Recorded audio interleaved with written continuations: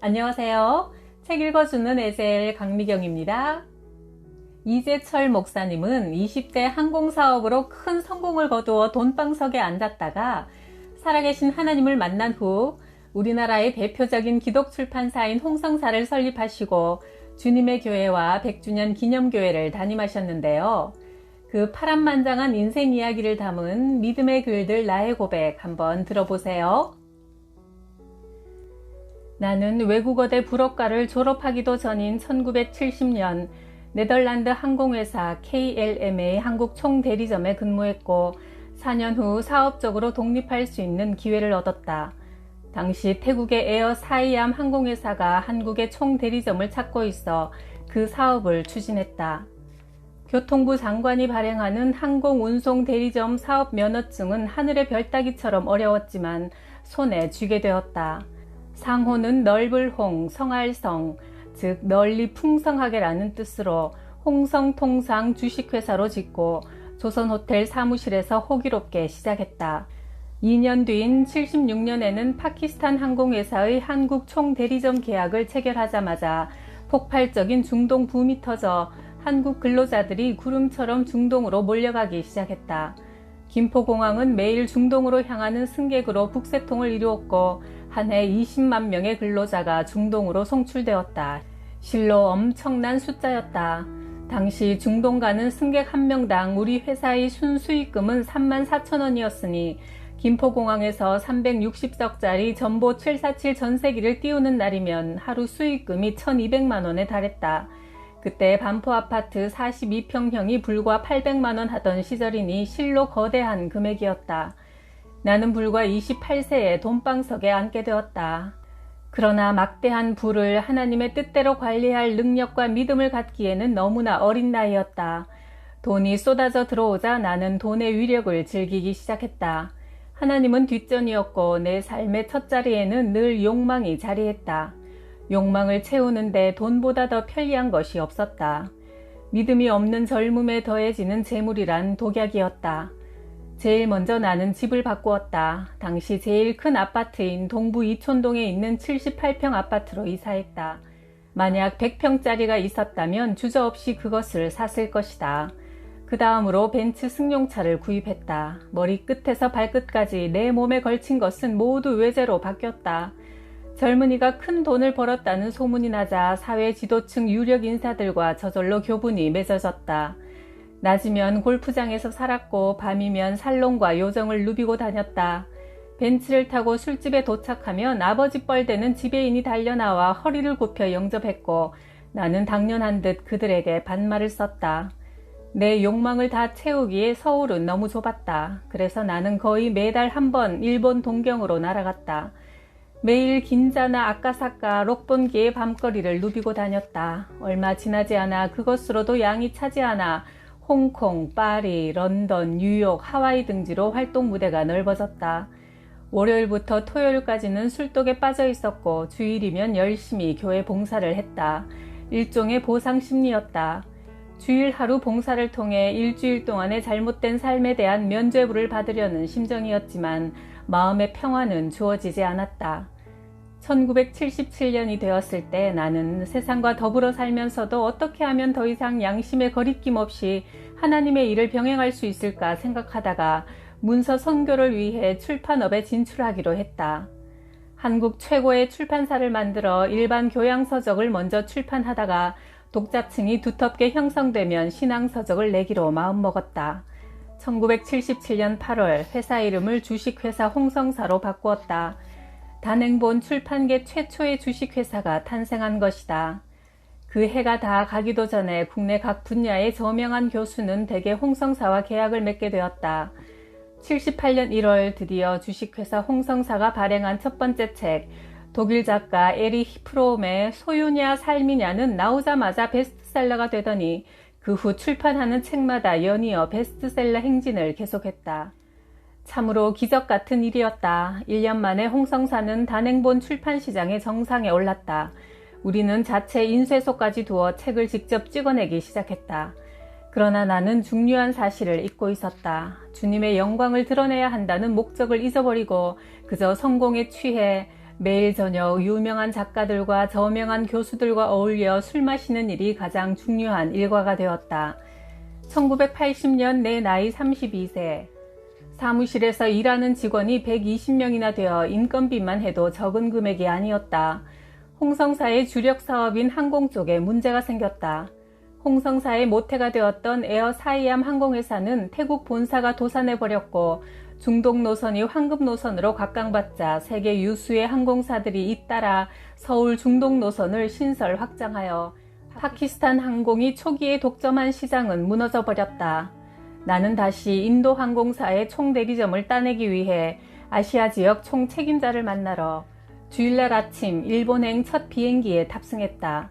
교회 집사요, 재직회 서기요, 고등부 반사란 사람이 사업을 핑계삼아 토요일 밤을 술로 새우고 주의를 범하면서도 양심의 가책을 추호도 느끼지 않던 것이 바로 당시의 나의 적나라한 모습이었다. 그러면서도 나는 언제나 주님의 영광을 위해 사업하고 있다는 착각 속에 빠져 있었다. 서울을 출발한 지 48시간 만에 대리점 계약이 정식으로 체결되었다.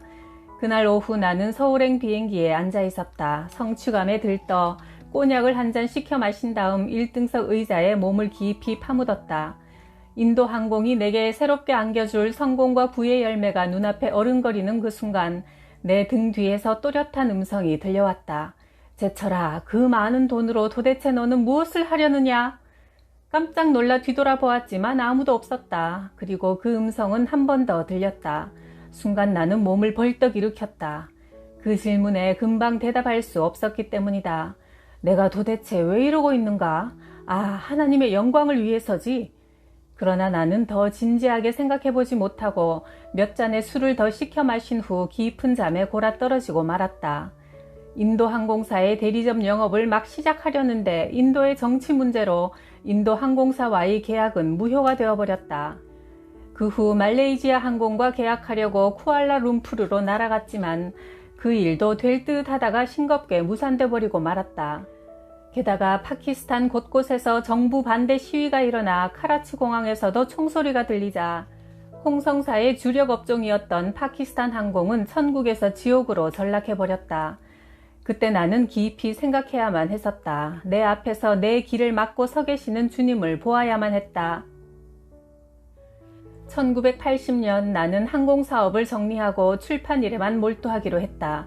그러나 그해 계엄령으로 인한 출판 검열은 출판 자체를 위축시켰고 연일 계속되는 학생들의 데모는 서점가를 얼어붙게 만들었다. 도산하는 서점과 도매상들이 속출했고 그때마다 우리 피해액이 수천만 원이 넘었다. 홍성사 창업 6년 만에 처음 맞는 위기였다. 나는 모처럼 만에 새벽기도에 나가기 시작했고 하영조 전도사님을 모시고 직원들의 성경 공부를 시작했다. 밤에는 꼭지가 돌도록 술을 마시고 새벽이면 기도회에 나가 앉아있는 이중적인 생활이 날마다 계속되었다.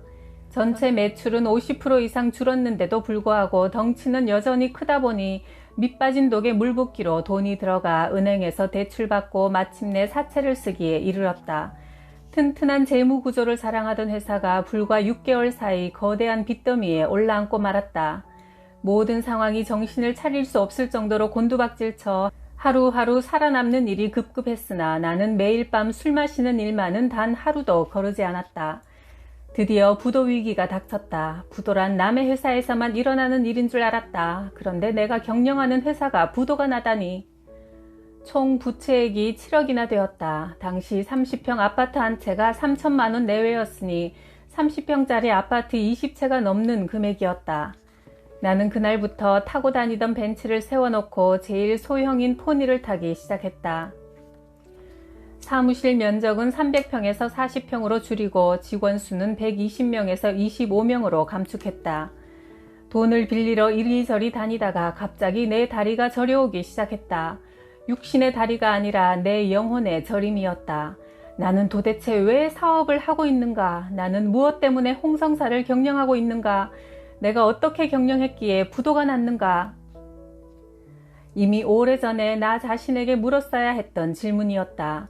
하나님의 영광을 위한 홍성사, 이것 때문에 출판을 시작했고 이것 때문에 먼저 한국 최고의 출판사가 되려고 그 엄청난 돈을 출판에 쏟아붓지 않았던가? 그래서 그동안 대체 무엇을 했나? 한국 단행본 출판계의 정상은 차지했지만 하나님의 영광을 위해 한 것이라고는 아무것도 없었다. 결과적으로 홍성사는 나 자신의 욕망을 위한 바벨탑일 뿐이었다. 인간을 위한 바벨탑이 무너지는 것은 너무나 당연한 일이었다. 나는 집으로 들어갈 수 없어 교회로 향했다. 참으로 오랜만에 진실된 마음으로 주님 앞에 무릎을 꿇었다. 그동안 나의 서원을 잊고 있었음을 회개했다. 그리고 이제부터는 정말 하나님의 영광을 위한 출판을 시작하기로 굳은 결단에 기도를 드렸다. 그제서야 내 영혼의 저림이 멈추었다. 며칠 뒤 누나의 소개로 세빛 맹인교회 안요한 목사님을 만나게 되었다. 5시간이나 취재하면서 얼마나 큰 감동을 받았는지 모른다. 홍성사가 하나님의 영광을 위해 해야 할 일이란 바로 이렇게 하나님을 만난 생생한 간증이 있는 분들을 찾아 격려하고 세상에 알리는 일이란 사실을 깨닫게 되었다. 소설가 이청준 씨가 안요한 목사님의 삶을 소설 형식으로 쓴 낮은 대로 임하소설을 출간하자 당장 베스트셀러에 올라 전국 서점으로부터 주문이 쇄도하기 시작했다. 그처럼 큰 반응이 전국적으로 일어나리라곤 짐작도 못했다. 격려와 감사의 엽서가 전국에서 날아들었다. 전혀 예수님을 믿지 않던 자가 이 책을 통해 예수님을 영접하게 되었다는 엽서들을 받을 때마다 얼마나 뜨거운 감동을 받았는지 모른다. 낮은 대로 임하소서가 출판계에서 선풍을 일으키자 이장호 감독이 영화로 만들었고 대종상의 작품상과 감독상을 수상하여 영화계에서도 돌풍을 일으켰다. 이와 같은 기대 이상의 낮은 대로 임하소서의 대성공은 부도 후 침체되어 있던 홍성사의 분위기를 쇄신시켜 주고도 남았다. 나는 다른 일반 서적들의 발행을 다 중단하고 오직 믿음의 글들 시리즈만을 펴내기로 결심했다. 그 후 김진홍 목사님의 새벽을 깨우리로다, 김성일 장편소설 땅끝에서 오다, 박효진 장로님의 하나님이 고치지 못할 사람은 없다 등 출판하는 책마다 화제에 오르게 되었다. 참으로 놀라운 일이 아닐 수 없었다. 하나님의 영광을 드러내는 책들을 내자 하나님께서 독자들의 큰 사랑을 받도록 은혜를 베풀어 주신 것이다. 홍성사는 다시 호황을 누리게 되었다. 살아계시는 하나님을 체험한 나는 1984년 장로회 신학대학 입학시험을 쳤다. 150명 모집에 약 500명이 응시한 높은 경쟁률 속에 합격자 명단에서 내 이름을 발견하는 순간 주님의 음성이 들렸다. 사랑하는 제철아, 나는 오래전부터 너를 위해 이 날을 예비해두고 있었다. 신대원 2학년이 되던 해 나는 영락교회 교육전도사가 되었다. 새벽까지 책을 보다가 화장실에 가려고 거실로 나왔을 때 어머니 방에 조금 열린 문틈으로 어머니의 애절한 기도 소리가 흘러나오고 있었다. 하나님 아버지, 또 3달만 있으면 이 집을 떠나 다른 곳으로 이사를 해야 합니다. 아무쪼록 알맞은 집을 얻게 해주시고 전세금을 받아 이사갈 집에 전해주는 모든 과정에 조금도 차질이 없도록 도와주옵소서. 그때 우리는 이촌동 제1아파트에 살고 있었는데 1년이 지나자 집주인이 집을 비워달라고 하여 이리저리 집을 알아보던 중이었다. 어머니는 벌써부터 그것이 걱정이 되어 그토록 한밤에 애절하게 기도하고 계시는 중이었다.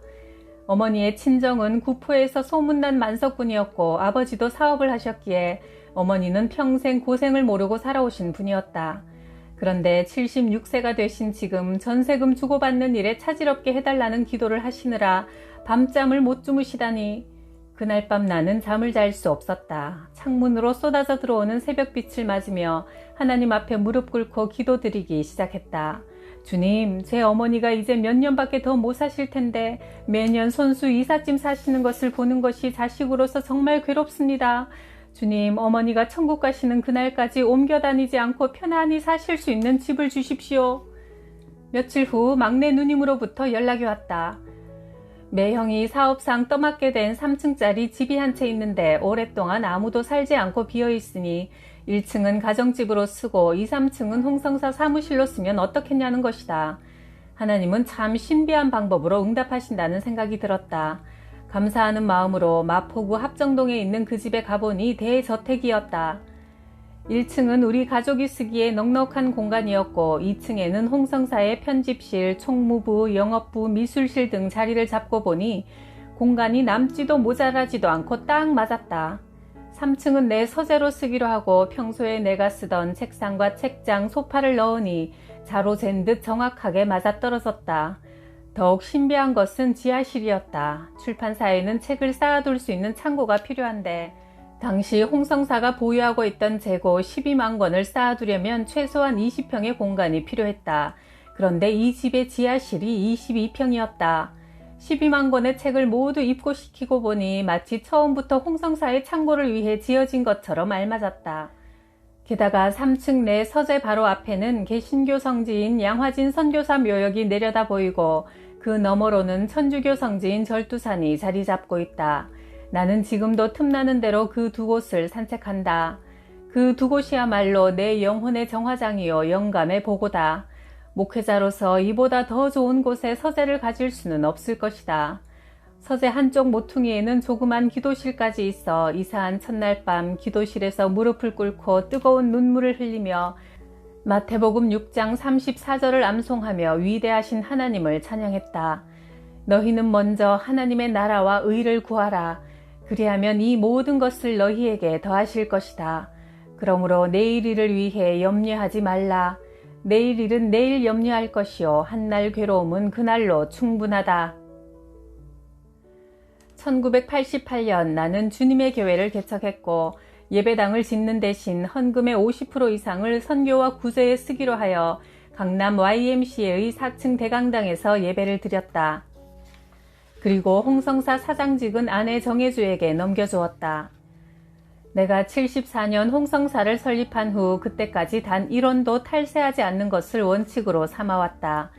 당시 출판계와 서점은 의뢰 세무자료를 누락시켜 총 매출의 30% 정도만 자료에 남겼으나 우리는 서점들의 거센 반발에도 굴하지 않고 세금 계산서를 100% 발행했다.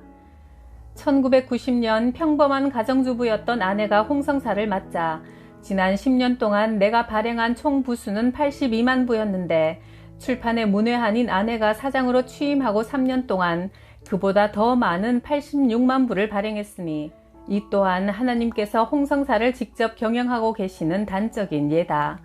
현재 믿음의 글들 시리즈 수백 종은 한국 교민이 있는 곳에는 세계 어디나 빠짐없이 보급되어 하나님의 영광을 드러내고 있다. 아, 하나님은 내게 필요한 모든 복을 내려주시고 내 미래를 책임져 주시는도다. 시편 16편 5절. 오늘을 하나님과 동행하며 믿음으로 잘 살아가면 우리의 미래는 하나님께서 책임져 주시리라 믿습니다. 구독, 좋아요, 댓글로 저와 함께 동행해 주셔서 감사해요.